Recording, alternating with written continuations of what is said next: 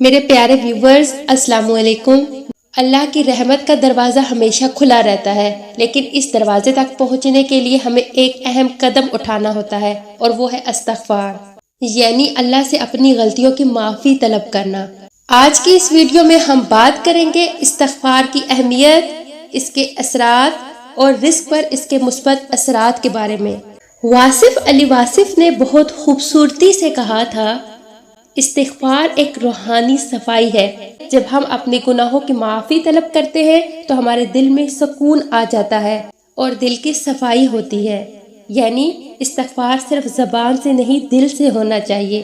جب ہم سچے دل سے معافی مانگتے ہیں تو اللہ کی رحمت ہمارے قریب آ جاتی ہے۔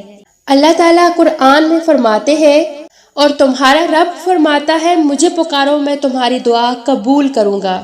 بے شک جو لوگ میری عبادت سے تکبر کرتے ہیں وہ ذلیل ہو کر دوزخ میں داخل ہوں گے۔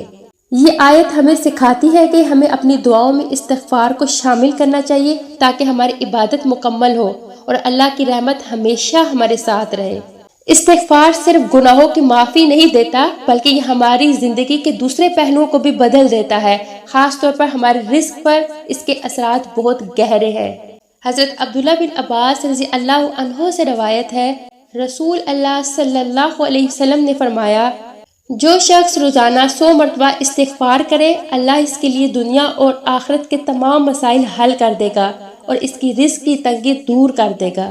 واصف علی واصف فرماتے ہیں، جب تمہارے دل میں اطمینان اور سکون آ جائے تو سمجھ لو کہ تمہاری زندگی میں اللہ کا فضل شامل ہو چکا ہے، اور یہ اطمینان ہمیں استغفار کے ذریعے حاصل ہوتا ہے۔ کیا آپ نے کبھی سوچا ہے کہ جب آپ کسی مشکل میں ہوتے ہیں یا مالی پریشانی میں ہوتے ہیں تو استغفار کس طرح آپ کی مدد کر سکتا ہے؟ کیا کبھی آپ نے محسوس کیا کہ استغفار کرنے کے بعد آپ کے دل میں سکون آ گیا؟